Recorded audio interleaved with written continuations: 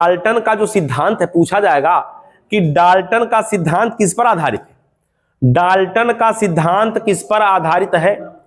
याद रखिएगा, डाल्टन का सिद्धांत जो है रासायनिक संयोजन के नियम पर है। रासायनिक संयोजन के नियम पर डाल्टन का सिद्धांत निर्धारित है। हाँ, डाल्टन का सिद्धांत, हाँ, अगर पूछा जाए तो रासायनिक संयोजन के नियम पर है। हाँ, रासायनिक, हाँ, संयोजन के नियम पर, रासायनिक संयोजन के नियम पर आधारित है भाई। तो रासायनिक संयोजन के नियम पर डाल्टन का सिद्धांत निर्धारित है। यह सवाल पूछा जाएगा कि हाँ, डाल्टन का जो सिद्धांत है यह किस पर आधारित है? तो रासायनिक संयोजन के नियम पर आधारित है भाई। समझ में आया? तो रासायनिक संयोजन जो कक्षा 10 में जो है, हाँ 9-10 में जिसने बढ़िया से पढ़ा होगा साइंस, उसके लिए तो कोई दिक्कत नहीं है, तो वहीं से सवाल बनेगा भाई। कोई ज्यादा हाईटेक सवाल पेपर में नहीं आना, वहीं से उठा के सवाल बना दिए जाएंगे। समझ में आया भाई? तो पूछेगा डाल्टन का जो परमाणु सिद्धांत है, ऐसे डाल्टन का, डाल्टन शब्द ही आएगा। डाल्टन का परमाणु सिद्धांत किस पर आधारित है? रासायनिक संयोजन पर आधारित है। ऐसे पूछ लेगा डाल्टन का सिद्धांत या डाल्टन का परमाणु सिद्धांत, कुछ भी पूछा जाएगा तो वही उत्तर हो जाएगा भाई। डाल्टन का परमाणु सिद्धांत, हाँ, किस पर आधारित है? तो भी आपको यही बताना है, रासायनिक संयोजन के नियम पर ही आधारित है। ठीक है भाई? तो डाल्टन, अच्छा, अब आपसे पूछा जाएगा कि बताइएगा रॉकेट किस सिद्धांत पर कार्य करता है? रॉकेट जो है, हाँ, संवेग संरक्षण, रॉकेट किस, हाँ, सिद्धांत पर कार्य करता है? तो याद रखना है संवेग संरक्षण का सिद्धांत, हाँ, संवेग संरक्षण का सिद्धांत, ठीक, सिद्धांत। तो संवेग संरक्षण के सिद्धांत पर रॉकेट कार्य करता है। समझ में आया भाई? किस पर करता है? तो रॉकेट कार्य इसी पर करता है, संवेग संरक्षण के सिद्धांत पर। तो रॉकेट संरक्षण के सिद्धांत पर, ठीक, यहीं पर जो है रॉकेट कार्य करता है। पानी और हाइड्रोजन, पानी में हाइड्रोजन और ऑक्सीजन की बात करें, पानी के अंदर हाइड्रोजन और ऑक्सीजन का अनुपात क्या होगा? पानी के अंदर की बात कर रहे हैं, पानी के अंदर हाइड्रोजन और ऑक्सीजन का अनुपात आपसे पूछा जाएगा। हाँ, तो 2:1 जो होगा वो क्या भाई? तो पानी के अंदर अगर पूछा जाए हाइड्रोजन और ऑक्सीजन का जो अनुपात है वो कितना होगा? जल के अंदर 2:1। हाँ, जल के अंदर 2:1 होता। तो पानी के अंदर, पानी में हाइड्रोजन और ऑक्सीजन का अनुपात, हाँ हाँ, हाइड्रोजन और ऑक्सीजन का अनुपात, ऑक्सीजन का जो अनुपात पूछेगा कितना हो जाएगा भाई? 2:1 हो जाएगा। ठीक है ना? पानी में हाइड्रोजन और ऑक्सीजन का अनुपात जो है ये 2:1 हो जाता है। ठीक है भाई? क्लियर हो गया? चलिए अगला सवाल देख लें। हाँ, तो ये 2:1 है भाई हाइड्रोजन। अच्छा, जो गोताखोर है पानी में सांस लेने के लिए, हाँ, तो गोताखोर जो है, हाँ, पानी में सांस लेने के लिए, सांस लेने के लिए, हाँ, किसका प्रयोग करते हैं? तो हीलियम और ऑक्सीजन, हाँ, तो हीलियम और ऑक्सीजन का प्रयोग करते भाई। हाँ, गोताखोर पानी में सांस लेने के लिए हीलियम के साथ जो ऑक्सीजन, मतलब ऑक्सीजन में हीलियम मिला के लेते हैं। ठीक है भाई? तो गोताखोर का जो है, जो वो होता है, हाँ, ऑक्सीजन उसमें हीलियम मिला होता है। ठीक है? सवाल पूछेगा कि अल्ट्रासोनिक मशीन, जिसे अल्ट्रासाउंड के नाम से जाना जाता है, अल्ट्रासोनोग्राफी, आप ऐसे सुन लीजिए भाई, अल्ट्रासोनोग्राफी या अल्ट्रासाउंड जो मशीन है, ये वर्तमान में इसका प्रयोग किस स्तर पर हो रहा है? तो ये सामाजिक बात है, कोई ऐसा नहीं, कोई कठिन चीज नहीं है। अल्ट्रासोनोग्राफी या अल्ट्रासाउंड का प्रयोग वर्तमान में, इसका प्रयोग कहाँ किया जा रहा है? तो इसका प्रयोग वर्तमान में किया जा रहा है, एक तो हम महिला के गर्भ के अंदर भ्रूण की जांच करने में, ठीक है भाई, लड़की लड़का का पता लगाने में ये किया जा रहा है। दूसरा, पित्त जैसे ऑपरेशन, पेट के अंदर कोई ऑपरेशन करना है तो उसके अंदर जो है चीजों को देखने के लिए भी किसका प्रयोग किया जाता है, अल्ट्रासोनोग्राफी या अल्ट्रासाउंड का प्रयोग किया जाता है। ठीक है भाई, तो पेट के अंदर, और ऐसे पूछा जाएगा कि एंडोस्कोप क्या होता है, तो पेट के अंदर का परीक्षण है। हाँ, तो एंडोस्कोप अगर पूछा जाए, एंडोस्कोप अगर पूछा जाए क्या है, तो इसमें पेट के अंदर का परीक्षण किया जाता है। हाँ, ये पेट के अंदर का परीक्षण किया जाता है। लेकिन जो अल्ट्रासोनोग्राफी हमने बताया वो अंदर जो है कैंसर हो गया या पथरी हो गया या भ्रूण की जांच हो गया, उसका जो है उसमें उसका प्रयोग किया जाता है। समझ में आया भाई, उसका प्रयोग किया जाता है। चलिए याद रखिएगा, एक किताब है, किताब का नाम है युद्ध क्यों।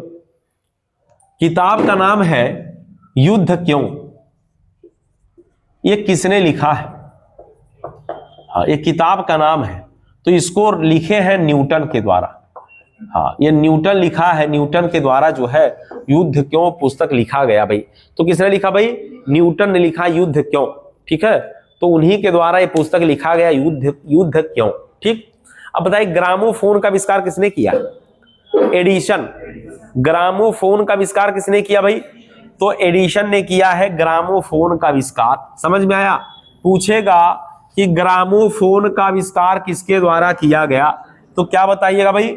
एडिशन बताना है। ग्रामोफोन का आविष्कार किसने किया, तो एडिशन बताना है। क्या बताएंगे? एडिशन बताएंगे। गुरुत्वाकर्षण का नियम किसने दिया? न्यूटन ने। हाँ ठीक है भाई, तो ग्रामोफोन का आविष्कार, हाँ तो यही बल्ब भी खोजे थे। हाँ, तो ग्रामोफोन का आविष्कार भी किसने किया है? एडिशन ने किया है। और विद्युत बल्ब जो है किसने खोजा है? तो एडिशन ने ही विद्युत बल्ब खोजा है। समझ में आया? प्रत्यावर्ती धारा का आविष्कार किसने किया? तो निकोला टेस्ला। प्रत्यावर्ती धारा, हाँ हाँ, प्रत्यावर्ती धारा किसने खोजा? तो नाम है निकोला टेस्ला। क्या नाम है? Nikola Tesla. टेस्ला, हाँ टेस्ला। प्रत्यावर्ती धारा महत्वपूर्ण है, पूछा जा सकता है कि प्रत्यावर्ती धारा की खोज निकोला टेस्ला के द्वारा किया गया। गुरुत्वाकर्षण का नियम सबको पता है, न्यूटन, ये वाला बात सबको पता, जो जानते हैं उसको ना लिखिए, लेकिन जो नहीं जानते उसको तो लिखना ही पड़ेगा। रडार का जो है आविष्कार किसने किया? तो रॉबर्ट वाटसन। रॉबर्ट वाटसन ने किया है क्या? रडार का आविष्कार। रॉबर्ट वाटसन, रॉबर्ट वाटसन के द्वारा रडार का आविष्कार किया गया। रॉबर्ट वाटसन नाम है भाई। रॉबर्ट वाटसन के द्वारा रडार का आविष्कार किया गया। समझ में आया भाई? आपसे पूछा जाएगा अतिचालकता की खोज किसने किया है? अतिचालकता, तो अतिचालकता आपको पता होना चाहिए, लिख लीजिएगा जॉन बारडीन। अतिचालकता का आविष्कार जॉन बारडीन नाम है। हाँ, जॉन बारडीन नाम है भाई। अतिचालकता जॉन बारडीन। प्रत्यावर्ती धारा Nikola Tesla. Radar Robert Watson के द्वारा किया गया। समझ में आया भाई? चलिए, तो याद रखिएगा। अब सवाल यह है कि एक कमरे में धुआं भरा है, एक कमरे में पूरा धुआं भरा है, एक व्यक्ति अंदर प्रवेश करता है और जब वो टॉर्च जलाता तो धुएं में उसको एक किरणें दिखाई देती है ऐसे। हाँ, तो वो जो किरणें वहां दिखाई देती है वो क्यों दिखाई देती है? तो याद रखना है प्रकाश के परकिरणन के कारण। हाँ, प्रकाश के परकिरणन के कारण दिखाई देती है। तो धुएं में अगर किरणें दिखाई देती है तो प्रकाश का क्या भाई? परकिरणन है। धुएं में किरण का दिखना, किरणों का दिखना क्या हो जाएगा? तो प्रकाश का परकिरणन। प्रकाश का परकिरणन। धुएं में किरणों का दिखना। जब धुआं में आप लाइट जलाएंगे तो दिखेगा आपको किरण। ठीक है भाई? हाँ, प्रकाश का परकिरणन की बात कर रहे हैं। ठीक है, अच्छा फिर पूछेगा बादल हमेशा सफेद क्यों दिखाई देते हैं? बादल के सफेद दिखाई देने का कारण क्या है? बादल क्यों सफेद दिखाई देता है? तो प्रकाश के परकिरणन। हाँ, बादल सफेद क्यों दिखाई देता है? बादल सफेद क्यों दिखाई देता है? क्यों दिखाई देता है? तो इसका उत्तर भी हो जाएगा प्रकाश के परकिरणन। हाँ, इसका भी उत्तर हो जाएगा प्रकाश के परकिरणन के कारण ऐसा होता है। हाँ, बादल का सफेद दिखाई देना प्रकाश के परकिरणन के कारण होता है। धुआं में किरणों का दिखना प्रकाश के परकिरणन के कारण होता है। जब आप जो है, हाँ, जब कहीं सड़क पर जाएं और धुंध बना हो, उस धुंध में भी अगर आप लाइट जलाते तब भी आपको किरणें दिखाई देती हैं, तो प्रकाश का परकिरणन, प्रकाश के परकिरणन के कारण ऐसा होता है। समझ में आ गई इतनी बातें? चलिए, और भी सवाल आपसे पूछा जाएगा कि बताइएगा, सवाल देखिए ध्यान से सुनिएगा, पूछा जाएगा आपसे कि ये बताइएगा वर्षा की बूंदें गोलाकार क्यों होती है? तो वर्षा की जो बूंद है, हाँ, गोलाकार, हाँ, होती है पृष्ठ तनाव के कारण, पृष्ठ तनाव के कारण ऐसा होता है। बताइएगा प्राथमिक रंग बताइए। हाँ, लाल है, हरा है, नीला, इसको प्राथमिक रंग कहा जाता है। ठीक है भाई, तो प्राथमिक रंग जो है लाल, हरा और नीला है। बैगनी का तरंग दैर्घ्य कम होता है और बाकी आप देखेंगे क्या हो जाएगा भाई, ज्यादा हो जाता है। ठीक है भाई, तो सवाल पूछेगा जब रात के समय सड़कों पर धूल हो और कोई भी व्यक्ति जब गुजर रहा है, जैसे ही गाड़ी का लाइट जलाता है तो गाड़ी के लाइट के सामने उसे उड़ती हुई किरणें दिखाई देती है। तो ऐसा क्यों होता है? प्रकाश का परकिरणन। धुआं प्रकाश का परकिरणन, कोहरा प्रकाश का परकिरणन। समझ में आया भाई? धुंध बनना प्रकाश का परकिरणन, धूल में किरणों को देखना भी क्या है? प्रकाश का परकिरणन है भाई। सबका उत्तर क्या हो जाएगा? प्रकाश का परकिरणन हो जाएगा। तो सवाल वो घुमा के भी पूछेगा तब भी आपका उत्तर यही होगा, हाँ, प्रकाश का परकिरणन हो जाएगा। क्लियर हो गया भाई? चलिए अगला महत्वपूर्ण मुद्दे पर बात करते हैं। हाँ, बताइए गोल्डन हावर क्या है भाई? गोल्डन हावर, गोल्डन आवर क्या है? स्वर्णिम काल क्या है? स्वर्णिम काल किसे कहते हैं? हाँ, स्वर्णिम काल जो है गोल्डन आवर वो होता है जब किसी व्यक्ति को मृत्यु से बचा लिया जाए। उसको सड़क पर कोई व्यक्ति जिसका एक्सीडेंट हो गया, हाँ, उसको जो है बचा लिया जाए, वो मरने की अवस्था में उसको क्या तत्काल आपने कहा अस्पताल पहुंचा दिया, तो कहते हैं गोल्डन आवर था जिसमें वो व्यक्ति बच जाए। ठीक है भाई, तो जिसमें व्यक्ति बच जाए वही क्या है? गोल्डन आवर है। ठीक है भाई, और मर जाए तब भाई गोल्डन आवर कहाँ है? खत्म हो गया। तो बचाना ही क्या है? गोल्डन आवर है। इसीलिए कहा जाता है कि गोल्डन आवर में व्यक्ति को क्या पहुंचाना है भाई? तत्काल अस्पताल, जिससे उसका जीवन बच जाए। तो उस काल में जब जीवन के बचने की संभावना हो उसी को गोल्डन आवर कहा जाता है, गोल्डन हावर कहा जाता है, जिससे व्यक्ति को आसानी से अस्पताल पर पहुंचा दिया जाए। भाई बात क्लियर हो गया? हाँ, चलिए अगला सवाल पूछेगा, ऐसी वस्तुएं जो प्रकाश उत्पन्न नहीं कर पाती हैं, जो स्वयं प्रकाश उत्पन्न नहीं कर पाती, उनको क्या कहते हैं? हाँ, उनको कहते हैं प्रदीप्त वस्तुएं। प्रदीप्त, जो प्रकाश उत्पन्न नहीं करती उनको क्या कहते हैं भाई? उनको कहते हैं प्रदीप्त वस्तुएं कहती हैं। जो प्रकाश उत्पन्न ना कर पाए, जो प्रकाश उत्पन्न ना कर पाए, ये है प्रदीप्त वस्तुएं। जो प्रकाश उत्पन्न करे उनको क्या कहते हैं भाई? दीप्त वस्तुएं। हाँ, दीप्त वस्तुएं, हाँ, दीप्त वस्तुएं जो क्या करें भाई? प्रकाश उत्पन्न करें, प्रकाश उत्पन्न करें। आप कहेंगे इसका कोई उदाहरण बता दीजिए। जैसे कुर्सी, मेज, दीवार, गद्दा, ये सब प्रकाश थोड़ा उत्पन्न करेगा, लेकिन लालटेन कर देगा। लालटेन करेगा, टार्च करेगा, मोमबत्ती जलाएंगे तो करेगा प्रकाश उत्पन्न। समझ में आया? तो जो प्रकाश उत्पन्न करेगा उसको दीप्त वस्तुएं, जो नहीं प्रकाश उत्पन्न करते उसको क्या कहते हैं? उसको प्रदीप्त वस्तुएं कहते हैं। समझ में आया भाई? क्लियर हो गया? चलिए, तो पूछेगा नौ संचालक, माने पानी का जो जहाज, उसको नौ संचालक कहते हैं। तो नौ संचालक जो है मतलब जहाज, पानी वाले जो जहाज का ड्राइवर, उसकी बात कर रहे हैं भाई। तो नौ संचालक समुद्र के अंदर का पता लगाने के लिए किसका प्रयोग करते हैं? सोनार का प्रयोग करते हैं। हाँ, तो नौ संचालक जो है समुद्र में डूबी हुई वस्तुओं का पता लगाने के लिए, समुद्र में डूबी हुई वस्तुओं का पता लगाने के लिए समुद्र में, हाँ, डूबी हुई वस्तुओं का पता लगाने के लिए, हाँ, वस्तुओं का पता लगाने के लिए, हाँ, सोनार का प्रयोग किया जाता है। सोनार का प्रयोग किया जाता है, समझ में आया भाई? तो सोनार का प्रयोग किया जाएगा यहां समुद्र में डूबी हुई वस्तुओं का पता लगाने के लिए, ठीक है भाई?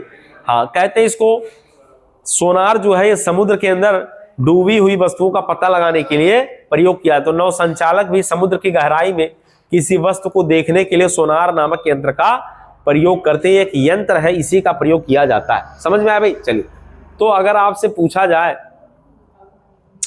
कि गैसों का दाब किससे मापा जाता है? गैसों का दाब मैनोमीटर,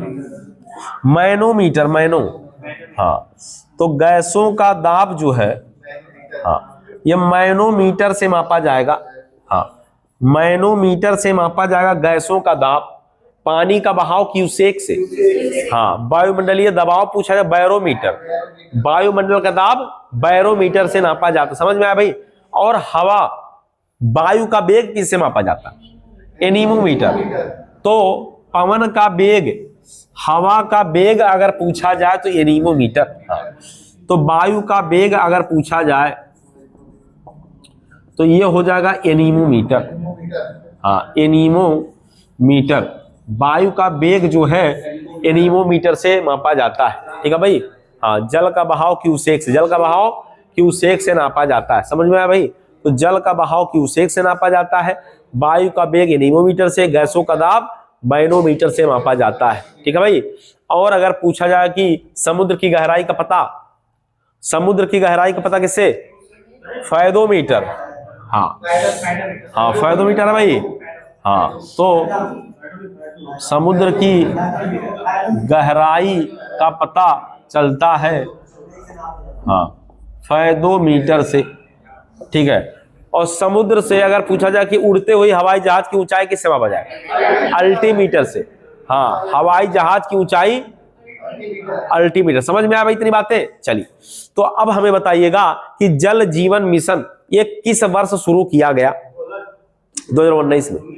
हाँ, जल जीवन मिशन की शुरुआत 2019 में हुई थी भाई। 15 अगस्त 2019 को, हाँ, भारत के प्रधानमंत्री जी ने जल जीवन मिशन की शुरुआत किया था।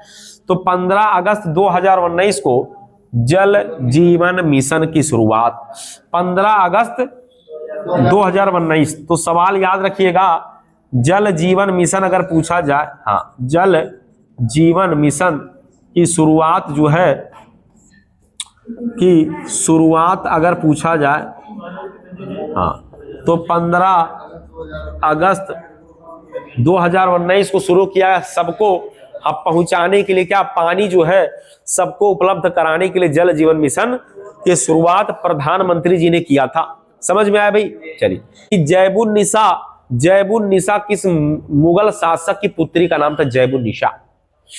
जैबुन्निसा किसका नाम था भाई? तो जैबुन्निसा जो थी, ये याद रखना है, जैबुन्निसा ये औरंगजेब की पुत्री थी। ये औरंगजेब की पुत्री, हाँ, औरंगजेब की क्या थी? पुत्री थी, जिसका नाम था जैबुन्निसा। समझ में आ भाई?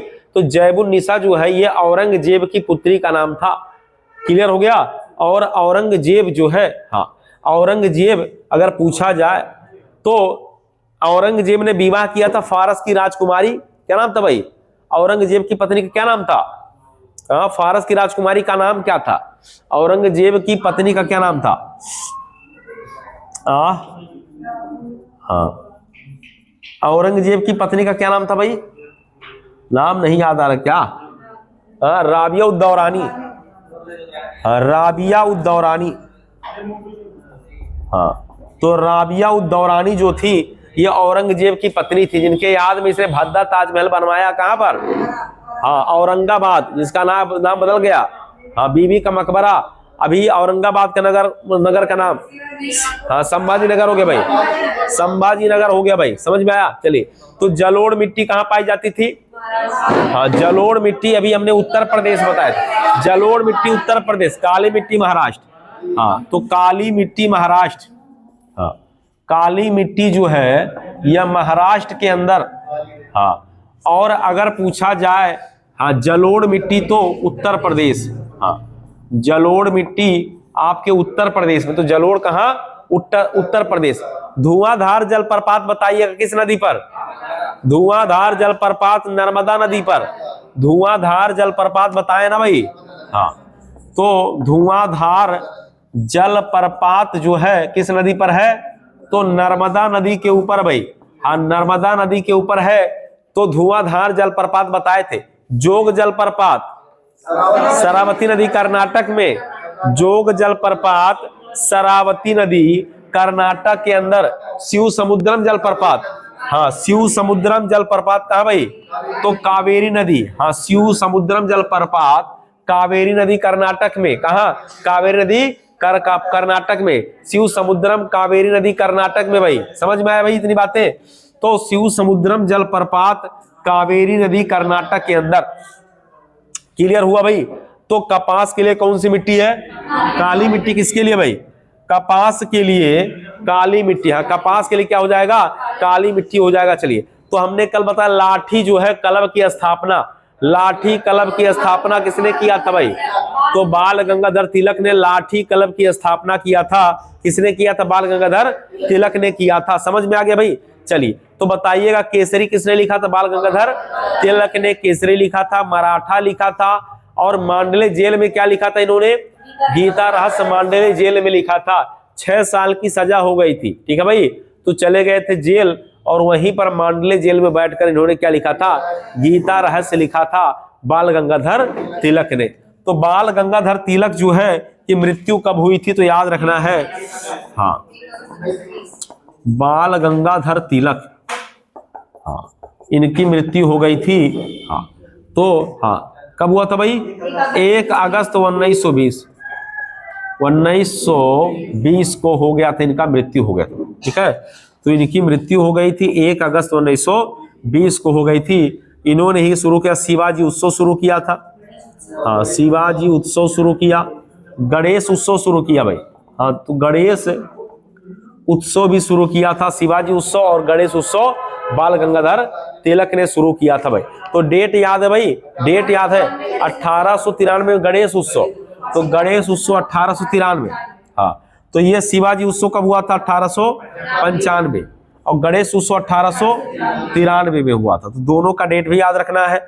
गणेश उत्सव में गणपति उत्सव की बात कर रहे हैं भाई, तो गणपति उत्सव की बात कर रहे हैं। तो पंचायती राज का शिल्पकार किसे बताए थे, हाँ बलवंत राय मेहता, पंचायती राज के हाँ शिल्पीकार, पंचायती राज के शिल्पीकार तो बलवंत राय मेहता को बताया गया भाई। तो याद रखना है पंचायती राज के शिल्पीकार, हाँ पंचायती राज के हाँ शिल्पीकार कौन थे, तो याद रखना बलवंत राय मेहता, हाँ बलवंत राय मेहता भाई।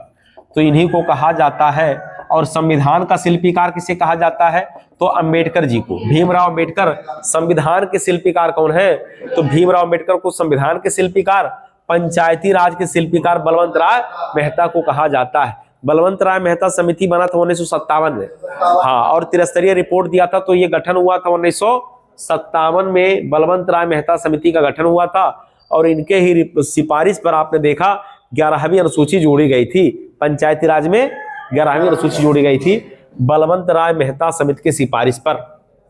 हाँ तो त्रिस्तरीय प्रणाली जो है इनके द्वारा ही जोड़ा गया। पंचायती राज में कितने विषय हैं, कुल 29 विषय, और नगर पालिका में कितने हैं, तो 18। चले, विदेशी समझौते करने का अधिकार अगर जो है भारत सरकार किसी से करता है किसके नाम से होता है, तो विदेशी संधि और समझौते जो है वो राष्ट्रपति के नाम से किए जाते हैं। विदेशी संधि बातचीत किसके नाम से होगा भाई, तो राष्ट्रपति के नाम से होगा। कल हम लोगों ने डिस्कस किया था भाई। तो विदेशी जो है समझौते राष्ट्रपति के नाम से किए जाते हैं। कोई भी समझौता करेगा तो वो राष्ट्रपति के नाम से ही होगा। क्लियर हो गया भाई इतनी बातें।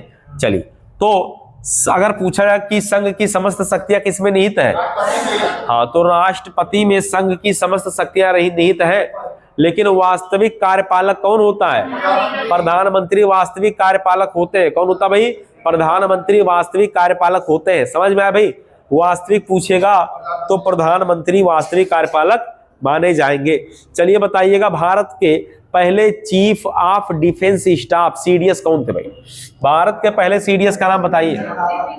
हाँ, भारत के पहले सीडीएस, हाँ, बिपिन रावत का नाम याद रखना है। बिपिन रावत, जिनका देहांत जो हेलीकॉप्टर हादसे में हो गया था। हाँ, हेलीकॉप्टर हादसे में इनका देहांत हो गया, तो बिपिन रावत, तो इनका नाम भी याद रखना है। बताइएगा, किसने भारत में मजदूरों को संगठित करने का श्रेय किसे दिया जाता है?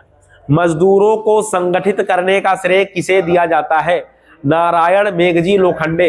हाँ, तो ये हमने कल बताया था, नारायण मेघजी लोखंडे को भारत में मजदूरों को एक करने का श्रेय दिया जाता। कल हमने आपको बताया था, हाँ, कल ही हमने बताया है, तो याद रखिएगा, नारायण मेघजी लोखंडे। बात समझ में आया भाई?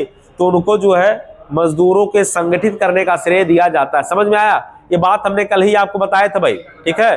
तो हाँ, उनको जो भारत में मजदूरों को संगठित करने का श्रेय दिया जाता है। नारायण मेघजी लोखंडे महाराष्ट्र के रहने वाले थे। तो सबसे पहले महाराष्ट्र में किसानों को एक किया था 1890 में। कब किया था भाई? 1890 में किया था। महाराष्ट्र के किसानों को एक किया था। और याद रखिएगा, वहीं से शुरू होता भाई, वहीं से शुरू होता है कि पूरे भारत में धीरे धीरे जो मजदूर थे वो क्या हो गए भाई? इकट्ठा होना शुरू हो गए। समझ में आया भाई? तो यहां से नारायण, हाँ, मेघजी लोखंडे, नारायण मेघजी लोखंडे का नाम याद रखना है। तो यहीं से इनकी कहानी शुरू होती है। और इनके द्वारा एक पत्रिका भी शुरू किया गया था, दीनबंधु, दीनबंधु पत्रिका, याद रहे। दीनबंधु पत्रिका किसने शुरू किया था? तो नारायण मेघजी लोखंडे। लेकिन दीनबंधु किसे कहा जाता है? समझ में नहीं? CFND उसको कहा जाता है। दीनबंधु पत्रिका निकाला था इन्होंने। हाँ, तो दीनबंधु पत्रिका नारायण मेघजी लोखंडे निकाले थे। और दीनबंधु किसे कहा जाता है? CFND को। और देशबंधु चित्तरंजन दास को कहा जाता है। समझ में आ गया भाई? हाँ, तो थोड़ा सा कंफ्यूजन ना रहे, बातें सब क्लियर रहे, ठीक है भाई। तो ऋग्वेद का ब्राह्मण ग्रंथ क्या है? ऋग्वेद का ब्राह्मण ग्रंथ अभी कल हमने बताया, ऐत्रेय और कौशितकी बताए थे ना भाई। तो ऋग्वेद का ऐत्रेय और कौशितकी कल बताए हैं, ग्रुप पे भेजे भी होंगे। यजुर्वेद का क्या भाई? यजुर्वेद का शतपथ ग्रंथ था ना भाई। शतपथ ब्राह्मण ग्रंथ कहाँ का? यजुर्वेद का, अभी कल ही बताए। संविधान के परामर्शदाता कौन थे? संविधान के परामर्शदाता, संविधान के परामर्शदाता कौन है भाई? तो परामर्शदाता सर BN राव, अभी हमने आपको कल ही बताया है, तो याद रखिएगा। हाँ, तो संविधान के परामर्शदाता किसे माना जाएगा? सर BN राव संविधान के परामर्शदाता के रूप में जाने जाते हैं, ठीक है भाई। हाँ, सर बेनेगल राव, ठीक है भाई। तो परामर्शदाता पूछा जाए या संविधान के क्या पूछा भाई? संवैधानिक सलाहकार, संवैधानिक सलाहकार भी सर BN राव थे, ठीक है। तो याद रखिएगा, संविधान के संवैधानिक सलाहकार भी कौन थे? सर BN राव थे। क्लियर हो गया? और पूछा जाएगा कि संवैधानिक सलाहकार की नियुक्ति राजेंद्र प्रसाद ने किया था, क्योंकि राजेंद्र प्रसाद कौन थे भाई? संचालन समिति के अध्यक्ष, वही हेड थे ना, वही हेड थे। और उनको जो है आपने पढ़ा था कि अस्थायी अध्यक्ष कब बनाया गया था? हाँ, तो 11 दिसंबर 1946 को क्या बन गए थे भाई? अस्थायी अध्यक्ष बन गए थे। डॉक्टर राजेंद्र प्रसाद को अस्थायी अध्यक्ष बनाया गया था। चलिए, हमने बताया नागरिकता संशोधन अधिनियम CAA 2019 कब आया था? कब पारित किया गया था? तो 11 दिसंबर 2019 को CAA पारित किया गया भाई। CAA ये 2019 में 11 दिसंबर 2019 को पारित हुआ था भाई। 2019 को ये पारित हुआ भाई। तो नागरिकता संशोधन अधिनियम जो आया था, हाँ, सिटीजनशिप अमेंडमेंट एक्ट 2019 में आया था। ये पारित हुआ था 11 दिसंबर 2019 को पारित हुआ था। हमने 6 समुदाय को बताया था। 6 समुदाय को इसमें क्या माना गया था भाई? 6 समुदाय को अप्रवासी इसमें जो है माना गया था। अप्रवासी जो चला जाए, अप्रवासी जो गया नहीं है, वो कहीं भी रहेगा, अपना ही है, ठीक है भाई। तो 6 समुदाय हमने आपको बताया था। वो 6 कौन थे भाई? एक हिंदू, एक सिख, एक बौद्ध, एक जैन, एक पारसी और एक ईसाई। तो 6 समुदाय ऐसे जिनको अप्रवासी क्या कहा गया? अप्रवासी। प्रवासी माने जो चला गया छोड़ के इंडिया, अप्रवासी माने जिसके आने की संभावना है। तो 6 जो है समुदाय को अप्रवासी घोषित किया गया भाई। तो 6 हाँ समुदाय को अप्रवासी घोषित किया गया। वो भी किस देश में रहने वाले? तीन देश, या तो बांग्लादेश में, पाकिस्तान, अफगानिस्तान। तो बांग्लादेश, पाकिस्तान, अफगानिस्तान में रहने वाले हिंदू, जैन, बौद्ध, पारसी, ईसाई, अगर वो सिख, अगर वो भारत में नागरिकता लेना चाहेंगे तो उनको आसानी से नागरिकता उपलब्ध कराया जाएगा CAA 2019 के द्वारा। समझ में आया? तो 6 समुदाय को ऐसा दिया गया था। क्लियर हो गया भाई? महत्वपूर्ण है। चलिए, भारत में नोटबंदी बताइएगा। तो तो नोटबंदी का क्या डेट है भाई? तो नोटबंदी जो है 8 नवंबर ही बताना है, 8 नवंबर 2016 ही बताना है। तो उस समय कौन थे भाई गवर्नर? उर्जित पटेल के समय तो हुआ था भाई, उर्जित पटेल ही थे। तो नोटबंदी 8 नवंबर 2016 को किया गया था। चलिए, तो महावीर वन्यजीव अभयारण्य कहाँ है? महावीर वन्यजीव अभयारण्य कहाँ है? ललितपुर में है भाई। महावीर, ये सब बता दिए भाई कल ही तो। महावीर स्वामी वन्यजीव अभयारण्य ललितपुर में है। महावीर स्वामी वन्यजीव अभयारण्य जो है यह ललितपुर के अंदर कहाँ है? ललितपुर के अंदर है। लाख बहोसी कहाँ है? कन्नौज में। लाख बहोसी कहाँ है? कन्नौज में। लाख बहोसी पूछा जाए तो कन्नौज बताना है। आपसे किशनपुर पूछा जाए, किशनपुर वन्यजीव अभयारण्य लखीमपुर खीरी में। किशनपुर वन्यजीव अभयारण्य नहीं पता, लिख लीजिएगा, लखीमपुर खीरी में। किशनपुर वन्यजीव अभयारण्य लखीमपुर खीरी के अंदर है भाई। किशनपुर कहाँ है? लखीमपुर खीरी में। किशनपुर वन्यजीव अभयारण्य लखीमपुर खीरी में। किशनपुर कहाँ है? लखीमपुर खीरी में है। किशनपुर वन्यजीव अभयारण्य कहाँ है? लखीमपुर खीरी में है। समझ में आया भाई? चलिए, तो कैमूर बताइएगा। सोनभद्र और मिर्जापुर दोनों जगह है। तो कैमूर वन्यजीव अभयारण्य जो है ये मिर्जापुर में और सोनभद्र में दोनों जगह पर है। नारकोंडम द्वीप कहाँ है? अंडमान निकोबार। और बैरन द्वीप कहाँ है? अंडमान निकोबार में है। और दोनों क्या ज्वालामुखी है? और दोनों क्या भाई? सक्रिय ज्वालामुखी है, फटता रहता है। वैसे हमने आपको और भी यहाँ बताए थे द्वीप, हमने आपको यहाँ और भी बताया था अंडमान निकोबार में। क्या बताया था भाई? बताइए। सैंडल पीक कहाँ? सैंडल पीक अगर पूछा जाए क्या है तो चलिए, सैंडल पीक अंडमान निकोबार द्वीप समूह सबसे ऊंची चोटी है। तो सैंडल पीक पूछा जाए क्या है तो ये सबसे ऊंची चोटी अंडमान निकोबार का सबसे ऊंची चोटी है भाई। तो अंडमान निकोबार का सबसे ऊंची चोटी है। अंडमान और निकोबार का सबसे ऊंची चोटी है। जारवा जनजाति अंडमान निकोबार में, बताए ना भाई। जारवा जनजाति कहां पर? अंडमान निकोबार में जारवा जनजाति पाई जाती है। 10 डिग्री चैनल आपको पता ही है, अंडमान निकोबार में स्थित 10 डिग्री चैनल जो अंडमान को निकोबार से अलग करता है। तो सैंडल पीक। अच्छा, आपसे पूछा जाएगा अरावली पर्वत, जो दुनिया का सबसे पुराना पर्वत, अरावली पर्वत कहाँ है? राजस्थान में है। और अरावली पर्वत की सबसे ऊंची चोटी क्या है? गुरु शिखर, 1722 मीटर। कितना? तो गुरु शिखर की ऊंचाई 1722 मीटर के आसपास है भाई। ठीक है, तो गुरु शिखर कितना ऊंचा भाई? 1722 मीटर है और अरावली की सबसे ऊंची चोटी है भाई। क्लियर हो गया? तो वहीं पर दिलवाड़ा का जैन मंदिर है भाई। दिलवाड़ा का जैन मंदिर अरावली पर्वत के ऊपर है। ठीक है भाई। दिलवाड़ा का जैन मंदिर अरावली पर्वत के ऊपर है। अरावली पर्वत 570 मिलियन वर्ष पुराना है। 570 मिलियन वर्ष पुराना है अरावली पर्वत। समझ में आया भाई? तो दिलवाड़ा का जैन मंदिर वही स्थित है। चलिए, 2.5 दिन का झोपड़ा किसने बनवाया था? कुतुबुद्दीन ऐबक ने 2.5 दिन का झोपड़ा कहाँ बनवाया था? अजमेर में बनवाया था। पुष्कर झील कहाँ है? ब्रह्मा जी का मंदिर कहाँ लगता है? ब्रह्मा जी का मंदिर कहाँ है? अजमेर के पुष्कर में है। पुष्कर मेला किसके लिए प्रसिद्ध है? ऊंट के लिए। ऊंटों के लिए प्रसिद्ध है पुष्कर मेला, ऊंट के लिए प्रसिद्ध। तो वहीं पर 2.5 दिन का जो है झोपड़ा क्या था? मस्जिद था। झोपड़ा क्या था? मस्जिद था। कुबतुल इस्लाम मस्जिद किसने बनवाया? कुतुबुद्दीन ऐबक ने। कुबतुल इस्लाम मस्जिद किसने बनवाया?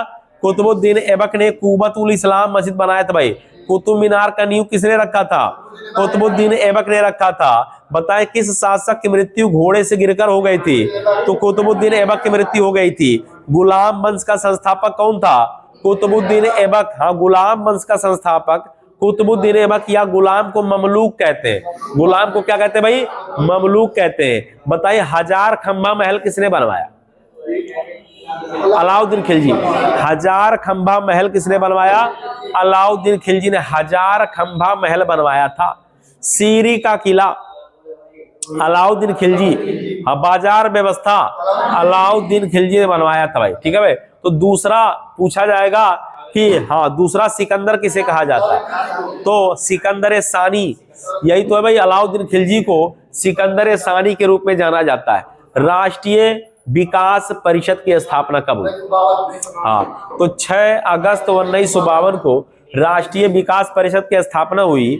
और राष्ट्रीय विकास परिषद का अध्यक्ष कौन होता भाई? तो प्रधानमंत्री इसके मेंबर मतलब अध्यक्ष होते हैं, और मेंबर सारे राज्यों के मुख्यमंत्री उसके क्या होते हैं? मेंबर होते हैं। समझ में आया भाई? तो स्थापना एनडीसी कब हुआ है? तो 6 अगस्त 1952 को। हाँ, नाबार्ड की स्थापना कब हुआ? नाबार्ड 1982 में। हाँ, 1982 में हुआ है नाबार्ड की स्थापना। क्या हुआ, कब हुआ भाई? हाँ, 12 जुलाई 1982 को नाबार्ड की स्थापना हुआ है। नाबार्ड एक कृषि बैंक है। नाबार्ड क्या भाई? एक कृषि बैंक है। नाबार्ड एक कृषि बैंक है। 12 जुलाई 1982 को नाबार्ड की स्थापना हुई है भाई। समझ में आ भाई? इतनी बातें, नाबार्ड की स्थापना क्लियर हो गया। चलिए, कर्क रेखा कितने राज्य से? हाँ, कर्क रेखा 8 राज्यों से गुजरता है। हाँ, तो कहां से जा रहे? उत्तर प्रदेश से नहीं जाता भाई। हाँ, उत्तर प्रदेश से, मिजोरम से जाता है, त्रिपुरा से जाता है, पश्चिम बंगाल, राजस्थान। हाँ, इसके बाद हो जाएगा गुजरात, हो जाएगा मध्य प्रदेश है, मध्य प्रदेश है, छत्तीसगढ़ है, झारखंड भी है। तो 8 राज्यों से गुजरता है कर्क रेखा। टाइम जोन 5 राज्यों से। टाइम जोन 5 राज्यों से। बताएगा कि भारत का टाइम जोन कहां से लिया जाता है? तो 82.5 डिग्री पूर्वी देशांतर मिर्जापुर से। 82.5 डिग्री पूर्वी देशांतर मिर्जापुर से लिया जाता भाई। समझ में आया? चलिए, अगला बताइएगा कि कजरी कहाँ का प्रसिद्ध है? मिर्जापुर का कजरी प्रसिद्ध है। राष्ट्रपति किस अनुच्छेद के द्वारा क्षमादान देते हैं? राष्ट्रपति किस अनुच्छेद के द्वारा? 72। बताए, निर्वाचन आयोग किस अनुच्छेद में है? 300। वित्त आयोग किस में है? 200। निर्वाचन आयोग कौल किस भाग में है? भाग 15। हाँ, संविधान संशोधन किस भाग में है? भाग। संविधान संशोधन की प्रक्रिया कहां से लिया गया? संविधान संशोधन किस अनुच्छेद में है? हाँ, बताइएगा कितने प्रकार के आपात हैं? 3 प्रकार के आपात कौन कौन है भाई? 352, 356, 360। 352 है राष्ट्रीय आपात। हाँ, और 356 राष्ट्रपति शासन है। 360 वित्त आपात है। वित्त आपात कई बार लगा है? एक बार भी नहीं लगा है। चलिए बताइए, पहली बार राष्ट्रपति शासन कहाँ लगाया गया था? पंजाब में लगाया गया। उत्तर प्रदेश में राष्ट्रपति शासन कई बार? 10 बार लग चुका है। अगला बताइएगा कि प्रधानमंत्री के कर्तव्य है कि राष्ट्रपति को समय समय से संसद के कार्यों से अवगत कराए। ये किस अनुच्छेद में वर्णित है? इसमें सब बता तो रहे भाई। 78 में लिखा है। 78 में है ना भाई? 78 में है। चलिए, राष्ट्रपति जो है सुप्रीम कोर्ट के न्यायाधीश से सलाह मांग सकता है।